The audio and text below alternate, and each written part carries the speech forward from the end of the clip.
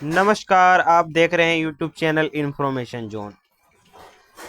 आज हम उपनिवेशवाद कि जैसा हमने पिछले वीडियो में विशेषताएं पढ़ा, ये भाग दो। अब हम इसमें उपनिवेशवाद पर उदारवादी और मार्क्सवादी का दृष्टिकोण पढ़ेंगे। चलिए शुरू करते हैं।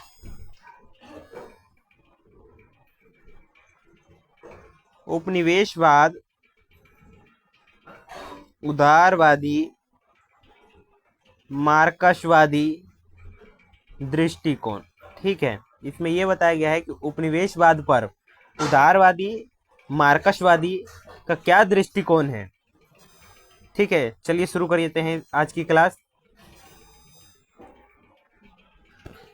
उपनिवेशिक एक प्रभुत्व का अभ्यास है। उपनिवेशिक एक प्रभुत्व का अभ्यास है जिसमें शक्तिशाली लोग द्वारा दूसरे देश को अधीन किया जाता है।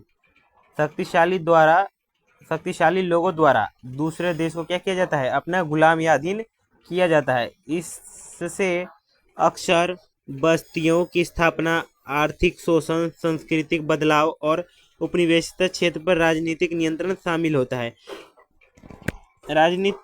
उपनिवेश का उद्देश्य यही होता है कि राजनीतिक नियंत्रण करें किसी भी क्षेत्र पर। ठीक है,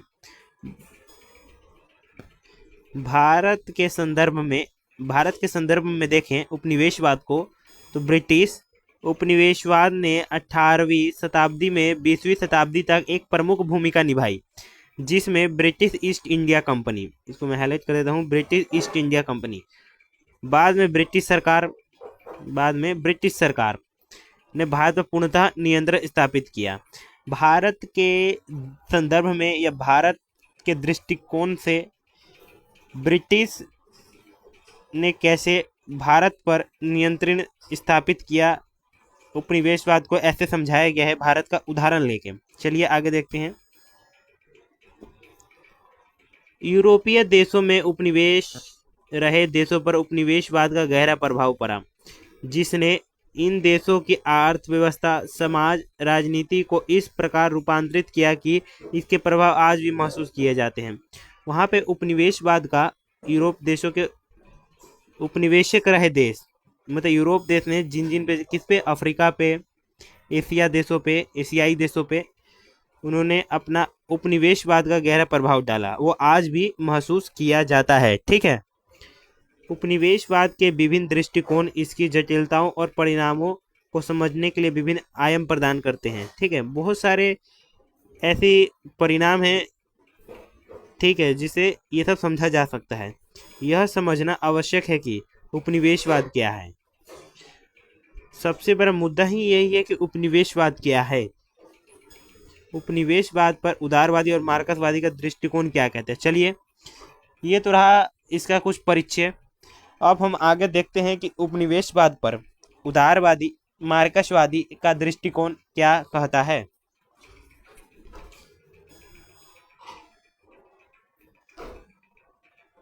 चलिए, उपनिवेशवाद पर उदारवादी दृष्टिकोण, चलिए देखते हैं क्या लिखा है इसमें। उदारवादी दृष्टिकोण उपनिवेशवाद के विभिन्न दृष्टियों को दिखाता है। ठीक है, पहला, सभ्यता के मिशन के रूप में उदारवादी दृष्टिकोण में उपनिवेशवाद को एक सभ्यता का मिशन माना गया। उदारवादी दृष्टिकोण में उपनिवेशवाद को एक सभ्यता का मिशन माना गया, जहां ब्रिटिश शासकों ने भारतीय समाज में अपनी संस्कृति, प्रशासनिक प्रणाली और आधुनिकता का प्रसार किया। उदारवादी दृष्टिकोण में यह बताया गया है कि उदारवादी उपनिवेशवाद को एक क्या मानते हैं? सभ्यता का मिशन माना गया है। ठीक है, यह मानते हैं वो लोग। ब्रिटिश शासकों ने भारत समाज में अपनी संस्कृति का, मतलब कि ब्रिटिश ने भारत पर कब्जा किया, तो वहाँ पे अपनी संस्कृति का, प्रशासनिक प्रणाली का और आधुनिकता का प्रसार किया। ठीक है, जो कब्जा करेगा, जो शक्तिशाली देश, वो अपना ही विशेषताओं को प्रसार करेगा। ठीक है, वहाँ पे लागू करेगा। ठीक है, इसका उद्देश्य भारतीय समाज को सभ्य बनाना और आधुनिक पश्चिमी मूल्यों से परिचित कराना था। उनके अनुसार कि इसमें आधुनिक पश्चिमी मूल्य यानी जो आधुनिक पश्चिमी गुण हैं, विशेषताएं हैं, उनको भारत से परिचित कराना इनका उद्देश्य था। रुडयार्ड किपलिंग के व्हाइट मैन बर्डन में, जो Rudyard Kipling white man burden है, उनकी जो किताब है में उपनिवेशवाद को एक नैतिक कर्तव्य के रूप में प्रस्तुत किया गया है। व्हाइट मैन बर्डन में उपनिवेशवाद को एक नैतिक कर्तव्य के रूप में क्या किया गया है, प्रस्तुत किया गया है। ठीक है, एक नैतिक कर्तव्य के रूप में प्रस्तुत किया गया है, जिसमें यूरोपीय देशों में यह दायित्व अपनी सभ्यता और संस्कृति को कम विकसित देश में फैलाना था। एडम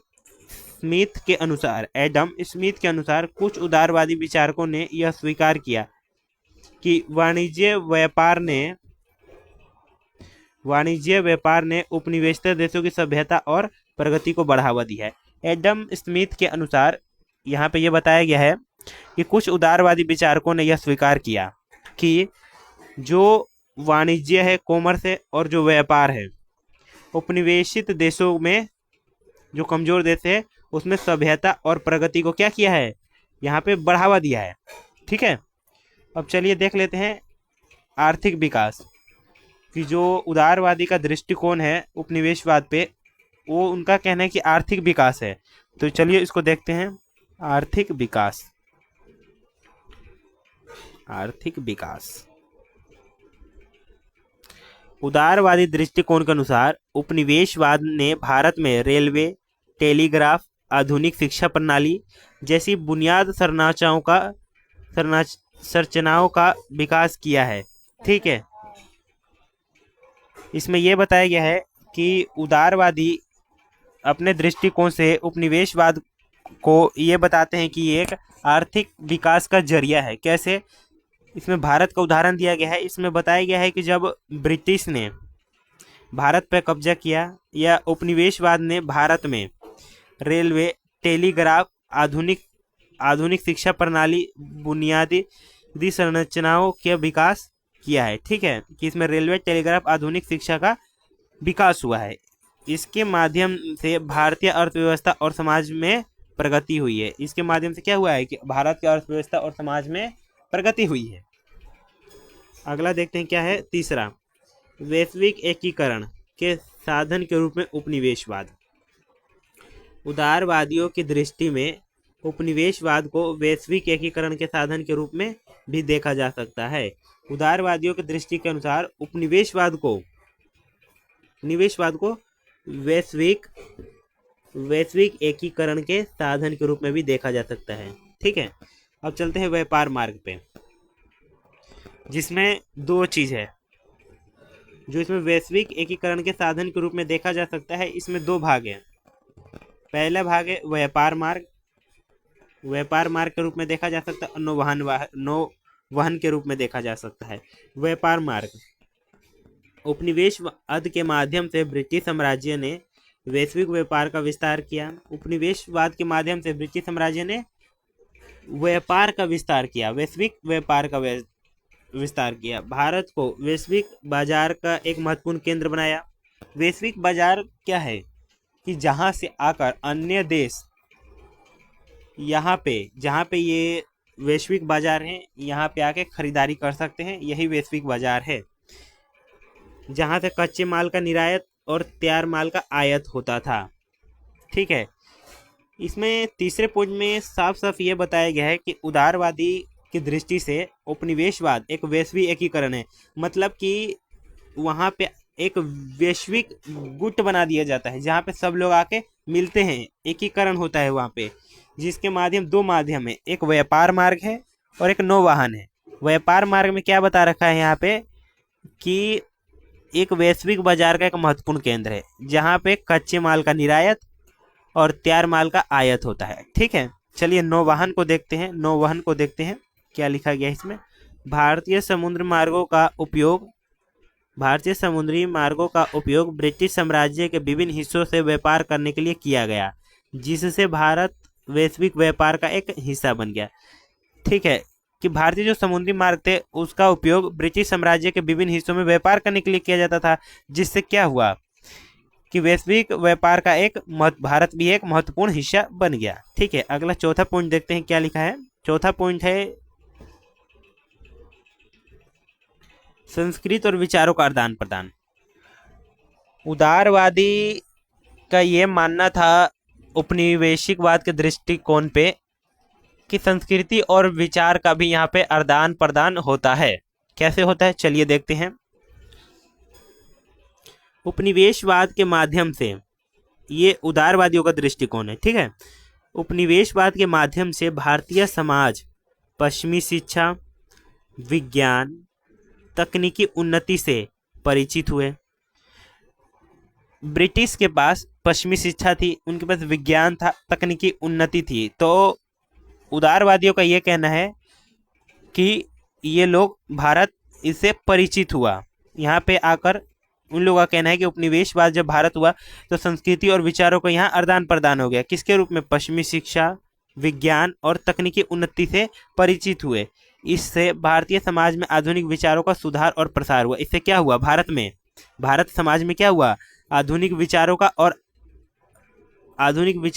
और सुधारों का प्रसार हुआ। ठीक है, जिसके अंदर पश्चिमी शिक्षा और सांस्कृतिक संपर्क के बात की गई। हम पश्चिमी शिक्षा को देखते हैं, वेस्टर्न एजुकेशन को क्या बताया गया है?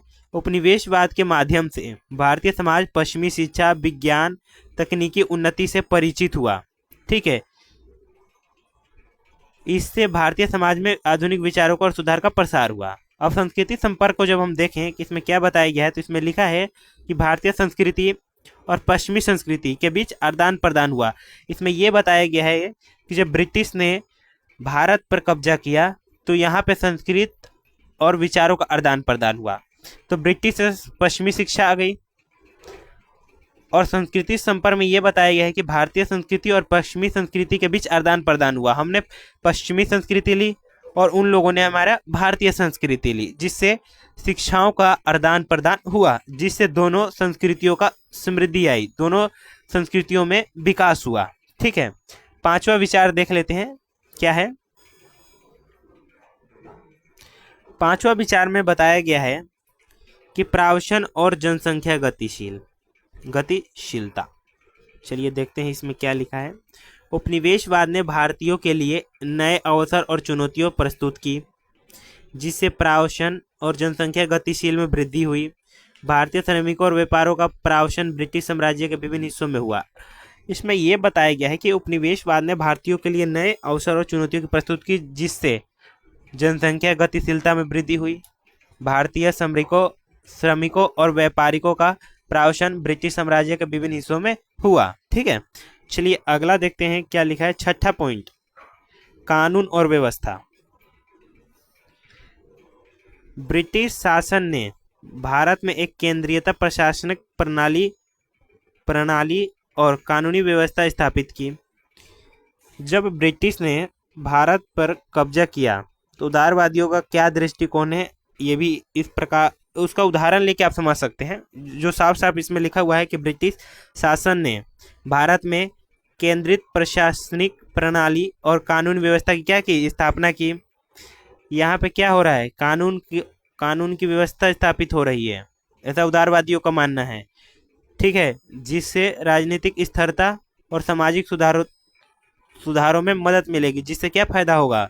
जिससे ये फायदा होगा कि राजनीतिक स्टेबिलिटी रहेगी, स्थिरता रहेगी और सामाजिक सुधारों में क्या मिलेगी? मदद मिलेगी। हालांकि नीचे कुछ लिखा हुआ है हालांकि करके, कि हालांकि उदारवादियों दृष्टिकोण में उपनिवेशवाद का सकारात्मक पहलुओं को अधिक महत्व दिया गया है। ठीक है, जो हमने ऊपर देखा वहाँ पे सकारात्मक दृष्टिकोण उदारवादी का है, तो नीचे साफ साफ लिखा है कि उदारवादियों दृष्टिकोण में उपनिवेशवाद के सकारात्मक पहलुओं का अधिक महत्व दिया गया, यानी सकारात्मक दृष्टिकोण पे अधिक महत्व दिया गया है। लेकिन यह अक्सर उपनिवेशवाद के नकारात्मक प्रभाव और शोषणकारी प्रकृति की अनदेखी करता है। इसमें यह बताया गया है कि जो उदारवादी है अक्सर उपनिवेशवाद के नकारात्मक प्रभाव और शोषणकारी प्रकृति को अनदेखी करता है। ठीक है, चलिए अब उपनिवेशवाद पर मार्क्सवादी का दृष्टिकोण देख लेते हैं। ठीक है, आइए।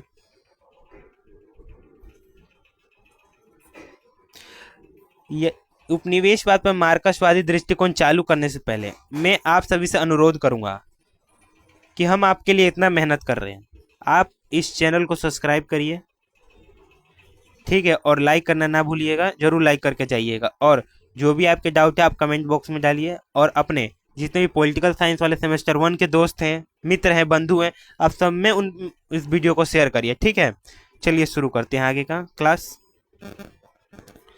आगे क्लास में क्या लिखा है, उपनिवेशवाद पर मार्क्सवादी का क्या दृष्टिकोण है। हमने ऊपर उदारवादी पढ़ा, अब चलिए शुरू करते हैं कि उपनिवेशवाद पर मार्क्सवादी का क्या दृष्टिकोण है। मार्क्सवादी दृष्टिकोण के अनुसार औपनिवेशिक राज्य पूंजीवादी व्यवस्था का एक विभिन्न हिस्सा होता है। मार्क्सवादी दृष्टिकोण क्या कहता है, या उसके अनुसार औपनिवेशिक राज्य पूंजीवादी व्यवस्था का एक अभिन्न हिस्सा होता है। औपनिवेशिक राज्य बुजुर्गा वर्ग का एक हिस्सा है। ठीक है, उपनिवेशवाद पर मार्क्सवादी क्या कह रहे हैं कि औपनिवेशिक राज्य बुजुर्गा वर्ग का हिस्सा होता है, जो बुजुर्गा वर्ग के हितों के रक्षा और संवर्धन करता है। ठीक है,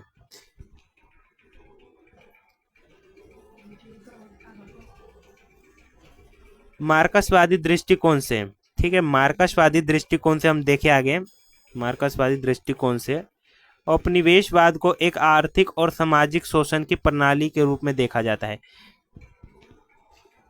मार्क्सवाद में उपनिवेशवाद को एक आर्थिक और सामाजिक शोषण के रूप में देखा जाता है। उदारवादी में मार्क्सवादी का एकदम विपरीत है।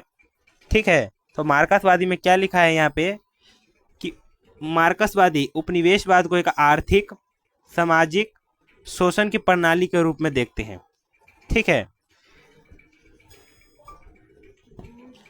जिससे औपनिवेशिक राज्यों को पूंजीवाद व्यवस्था का एक विस्तार माना जाता है। ठीक है, जिसमें औपनिवेशिक राज्यों को पूंजीवाद व्यवस्था का एक रूप माना जाता है या विस्तार माना जाता है। इस दृष्टिकोण के अनुसार, मार्क्सवादी दृष्टिकोण के अनुसार औपनिवेशवाद का मुख्य उद्देश्य औपनिवेशित देशों के संसाधनों और श्रम का शोषण करना होता है। ठीक है, औपनिवेशवाद का मुख्य उद्देश्य क्या है कि जो देश किसी देश का गुलाम बना है या किसी ने उस पर नियंत्रण ले लिया है, किस लिए लिया है, संसाधनों और श्रम का शोषण करने हेतु। ठीक है, करना होता है, इसलिए उनका उद्देश्य ही ये होता है, श्रम और संसाधनों का शोषण करने के लिए, ताकि पूंजीपति वर्ग को अधिकतम लाभ प्राप्त हो सके। ठीक है, कि जिसने कब्जा किया है, जिस पूंजीपति से वो आर्थिक व्यवस्था चलाया जाएगा, और उस संसाधनों और श्रम को शोषण कर रहे हैं, किस लिए कि पूंजीपति वर्ग को अधिकतम लाभ प्राप्त हो। यह दृष्टिकोण औपनिवेशिक राज्यों को बुजुर्गा समाज का हिस्सा मानता है। ठीक है, धन की अधीनता का प्रमुख रूप समझता है, बुजुर्गा समाज का हिस्सा मानता है, धन की अधीनता का प्रमुख रूप समझता है, और आर्थिक शोषण की विविध प्रक्रिया का विश्लेषण करता है। कौन? मार्क्सवादी दृष्टिकोण। ठीक है, चलिए आगे पढ़ते हैं क्या लिखा है इसमें।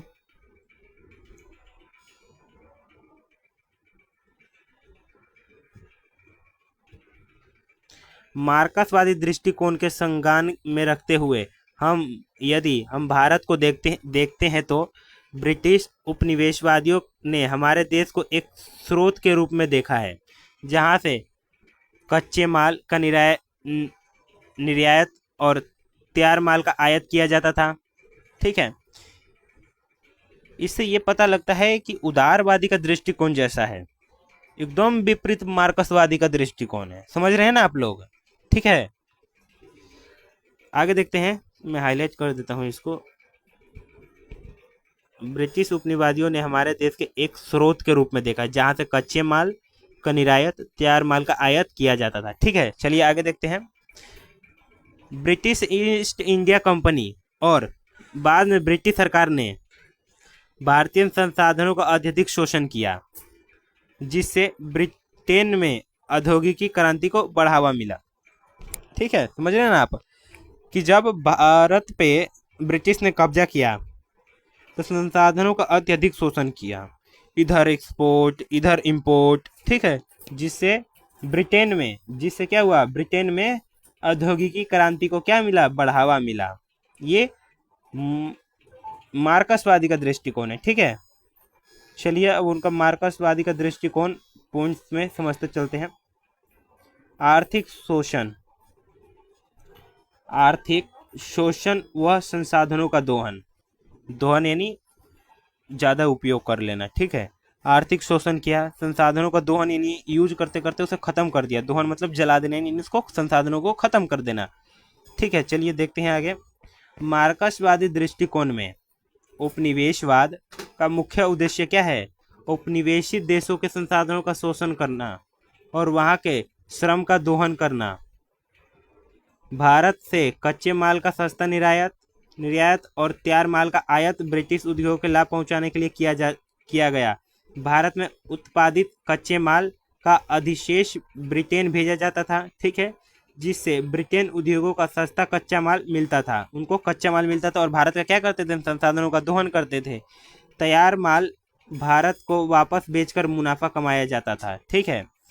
अब दूसरा देखते हैं, श्रम का शोषण, कि मार्क्सवादी दृष्टिकोण से उपनिवेशवाद में श्रम का शोषण कैसे होता है, वो यहाँ पे बता रहे हैं लोग, ठीक है। चलिए देखते हैं।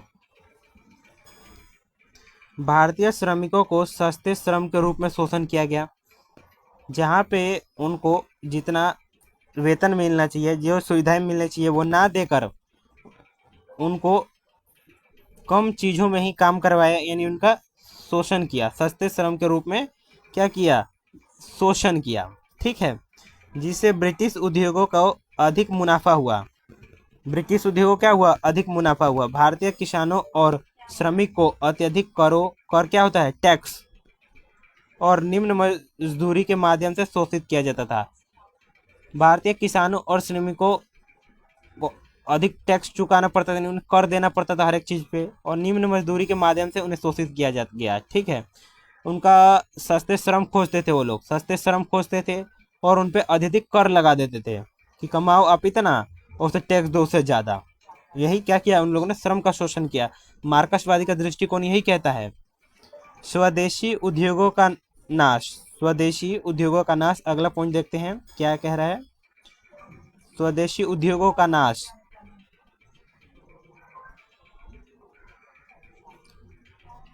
ब्रिटिश नीतियों ने भारतीय स्वदेशी उद्योगों जैसे कपड़ा उद्योग को नष्ट कर दिया। अपने ही उद्योग को आगे बढ़ाने में जो स्वदेशी उद्योग थी, कपड़ा उद्योग, उनको ही नष्ट कर दिया, उन पे ध्यान ही नहीं दिया, जिससे भारतीय अर्थव्यवस्था क्या हो गई, कमजोर हो गई एकदम। और ब्रिटिश उद्योग को क्या मिला, बढ़ावा मिला। अपने ही उद्योग का उन लोगों ने प्रचार और प्रसार किया। जैसे कपड़ा उद्योग, ब्रिटिश नीतियों ने भारतीय स्वदेशी उद्योगों जैसे कपड़ा उद्योग को नष्ट कर दिया, जिससे भारतीय अर्थव्यवस्था कमजोर हो गई और ब्रिटिश उद्योगों को बढ़ावा मिला, ठीक है। भारत से कच्चा कपास इंग्लैंड भेजा जाता था और वहां बने कपड़े भारत में बेचे जाते थे। भारत से कपास कहाँ, इंग्लैंड भेजा जाता था, ठीक है। यहाँ से गया सस्ते में, ठीक है, और वहां से जब कपड़े बन के भारत में बेचेंगे तो इससे 4 गुना 5 गुना ज़्यादा दाम में बेचेंगे। इससे क्या हुआ, हमारा कपड़ा उद्योग गिर गया, यानी भारत का कपड़ा उद्योग गिर गया, और जो ब्रिटिश उद्योग था उसको बढ़ावा मिला, ठीक है। ये मार्क्सवादी का दृष्टिकोण है। चलिए आगे देखते हैं। कुटीर उद्योग वो होता है जो छोटे पैमाने पे होता है। इसमें जो निवेश होता है उसमें बहुत कम होता है, ठीक है, और इसमें श्रम की भी आवश्यकता उतनी नहीं होती, वही कुटीर उद्योग होता है। चलिए कुटीर उद्योग का शोषण कैसे हुआ हम देखते हैं। कुटीर उद्योगों का विनाश हुआ, जिससे लाखों लोग बेरोजगार हो गए और गरीबी बढ़ी, ठीक है। व्यापार संतुलन,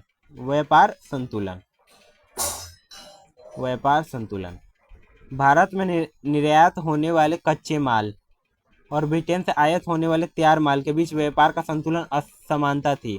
जैसे मैंने ऊपर बताया कि कपास यहाँ से इंग्लैंड कम दामों में जाता था और वही भारत में आकर 3-4 गुना 5 गुना 10 गुना ज़्यादा दाम पर बिकता था, जिससे क्या हुआ कि ब्रिटेन से आयात होने वाले तैयार माल और भारत से निर्यात होने वाले कच्चे माल के बीच में व्यापार संतुलन में असमानता थी, ठीक है, जिससे भारतीय धन ब्रिटेन की ओर बहता रहा और भारत की अर्थव्यवस्था गिर गई और ब्रिटिश की अर्थव्यवस्था को क्या यहाँ बढ़ावा मिला, ठीक है।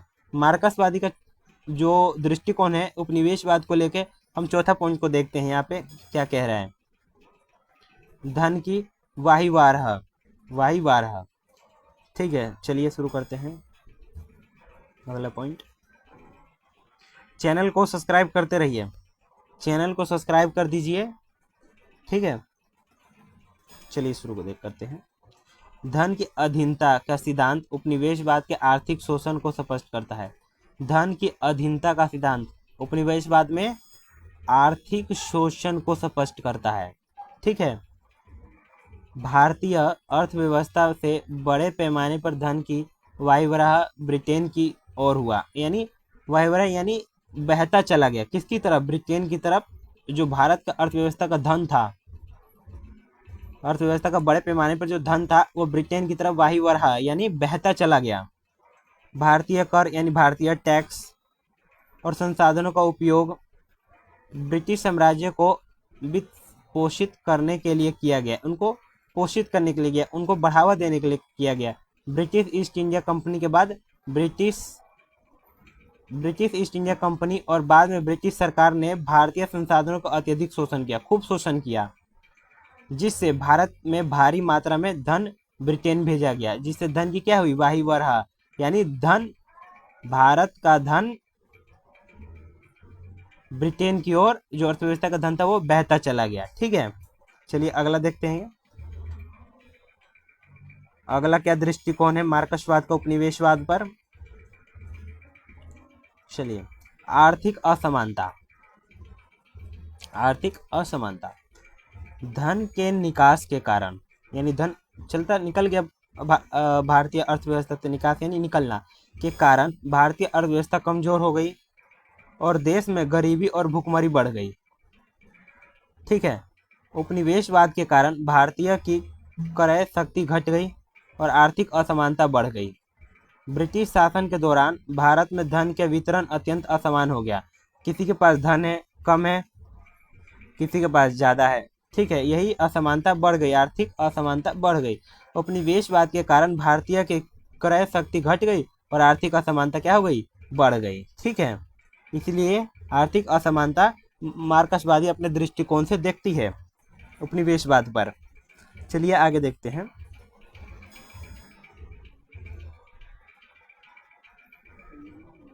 भारतीय अर्थव्यवस्था की गिरावट, भारतीय अर्थव्यवस्था क्या हो गई? गिर गई।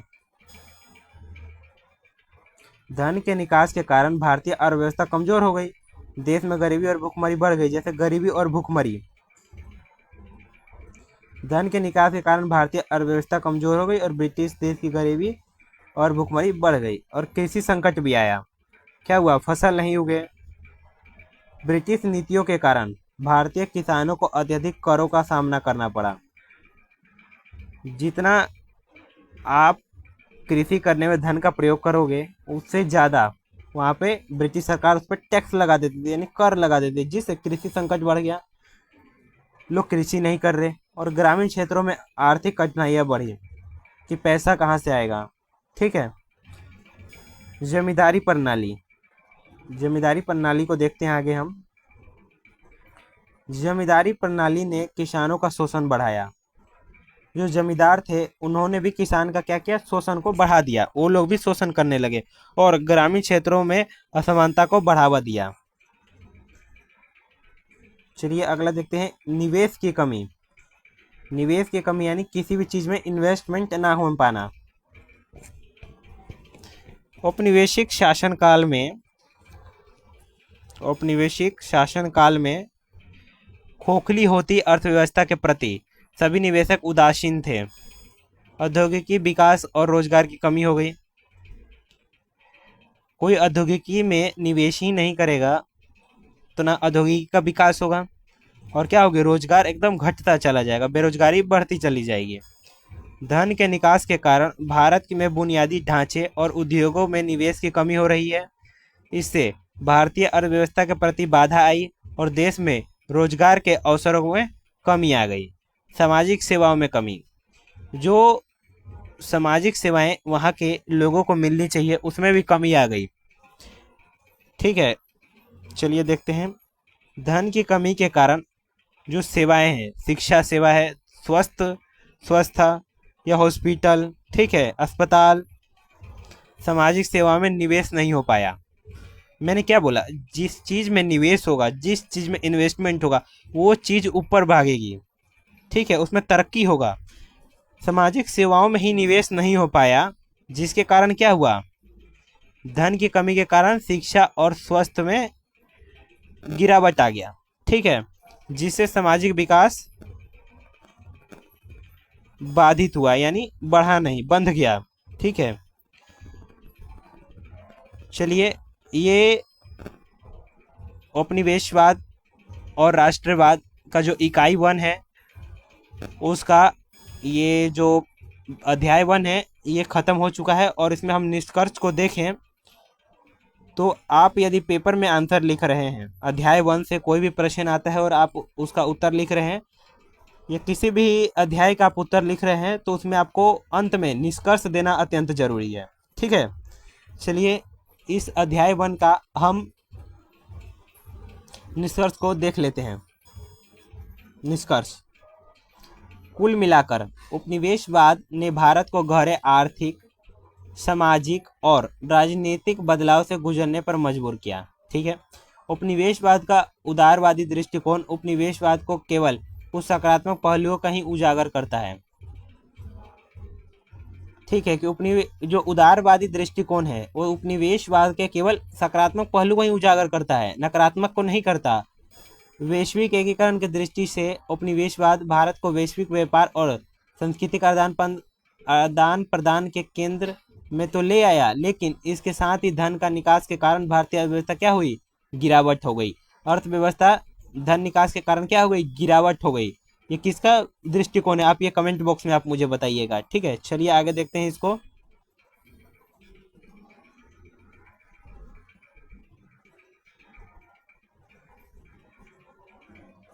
भारतीय अर्थव्यवस्था की गिरावट हुई, भारतीय संसाधनों और श्रम का व्यापक शोषण हुआ। औपनिवेशिक राज्य में प्रशासनिक और सैन्य नियंत्रण के माध्यम से भारतीय समाज पर अपनी पकड़ मजबूत की। ठीक है, इसका उद्देश्य भारतीय जनता के प्रतिरोध को दबाना और संसाधनों के शोषण को सुनिश्चित करना चाहता था। ठीक है, ब्रिटिश प्रशासनिक व्यवस्था ने भारतीय जनता पर कठोर करों यानी टैक्स लगाए और नियमों को लागू किया, कठोर नियम, जिससे उनकी अर्थव्यवस्था और सामाजिक स्वतंत्रता क्या हो गई, सीमित हो गई।